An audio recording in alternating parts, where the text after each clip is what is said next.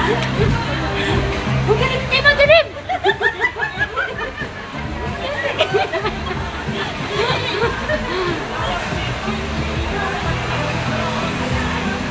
Para ako mga anak.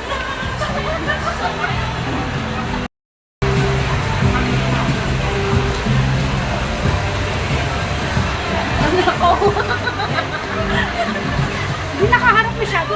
Pagtabihin natin. Pag nahulog yung cellphone ko, lagot ka dyan na.